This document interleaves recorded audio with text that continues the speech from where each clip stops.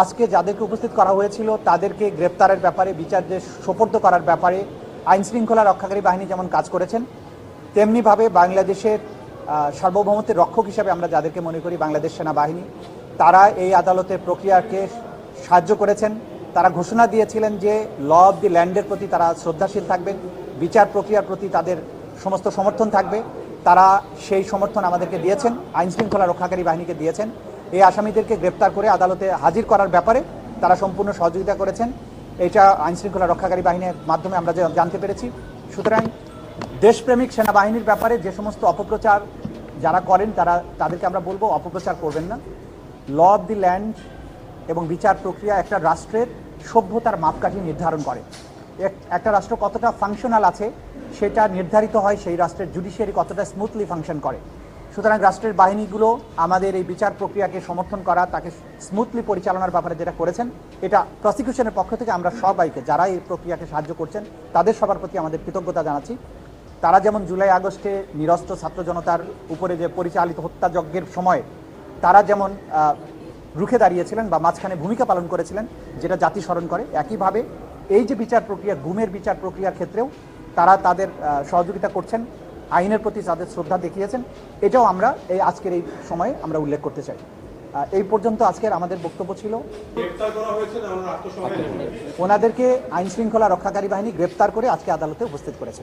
তারা এখনো যেহেতু আজকে আইনজীবীরা হাজির হয়ে তাদের পক্ষে ওকালতনামায় স্বাক্ষরের অনুমতি নিয়েছেন, তারা বলেছেন জামিনের আবেদন করতে চান। আদালত বলেছেন যেহেতু জামিনের আবেদন একটা প্রক্রিয়ার ব্যাপার আছে, প্রথমে ওকালতনামায় তারা সিগনেচার নেবেন, তারপরে নিয়মিতভাবে আবেদন করবেন। আদালত বলেছেন যে আবেদন থাকলে আপনারা রেজিস্ট্রার অফিসে আইন অনুযায়ী দাখিল করবেন, পরবর্তী তারিখে যদি কোনো আবেদন থাকে তখন সেটা তারা শুনানি করবে। নায়াসিনামাইড ও স্যালিসাইলিক সমৃদ্ধ লিলি ফেস ওয়াশ যা ফেসের ডেড স্কিন সেল দূর করে দেয় দ্বিগুণ ফাস্টার ব্রাইটেনিং। কোনো আবেদনই আজকে দাখিল হয়নি। তারা মৌখিকভাবে আসামিদের সাথে কথা বলার বা প্রিভিলেজ কমিউনিকেশনের জন্য আবেদন করেছিলেন, আদালত সেটা মঞ্জুর করেছেন। বাকি যে সমস্ত আবেদন তারা ফাইল করার কথা সেটা যথাযথ প্রক্রিয়ায় ওনারা দাখিল করবেন, করলে তখন প্রক্রিয়া অনুযায়ী সেটা শুনানি। থাকা অবস্থায় তাদের চাকরির স্ট্যাটাসটা কি হবে?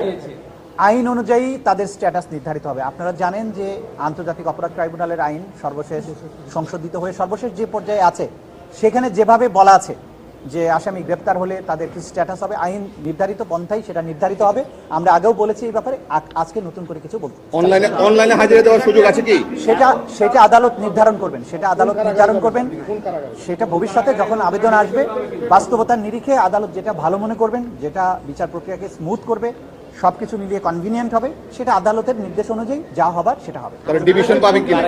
বাকি বিষয়গুলো কারাগারের বিষয়। আচ্ছা, কারাগারের ব্যাপারে হচ্ছে তাদেরকে কাস্টডিতে প্রেরণের নির্দেশ দেওয়া হয়েছে। কাস্টডিতে প্রেরণ মানে হচ্ছে কারা কর্তৃপক্ষের অধীনে তারা চলে যাবেন। কারা কর্তৃপক্ষ তাদেরকে কোথায় রাখবেন, অর্থাৎ কোন জেলে রাখবেন, কোন সাব জেলে রাখবেন, ঢাকায় রাখবেন না চট্টগ্রামে পাঠাবেন না অন্য কোথাও রাখবেন, এটা অ্যাবসোলিউট অথরিটি কারা কর্তৃপক্ষের, অর্থাৎ সরকারের। আদালতের কাজ হচ্ছে তাদেরকে কাস্টডিতে পাঠিয়ে দেওয়া।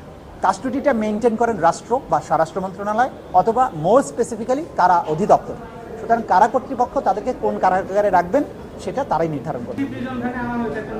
যে এই বিষয়ে যে সুবিধা কারা কর্তৃপক্ষ কোন আসামিকে কি পদ্ধতিতে আদালতে হাজির করবেন এটা ডিসক্রিপশন অব দি কারা কর্তৃপক্ষ। এই ব্যাপারে আমাদের কিছুই বলার নেই। এইটা দেখেন আইনের মধ্যে যেটা আছে, আমরা সর্বশেষ সংশোধনী অনুযায়ী বলা হয়েছে যখন কারো বিরুদ্ধে বিচার প্রক্রিয়াটা শুরু হয়ে যায়, ফরমাল চার্জ দাখিল হয়, তখন আসলে তিনি আর সার্ভিসে আছেন বলে গণ্য হবেন না। এটাই হচ্ছে আইনের ব্যাখ্যা।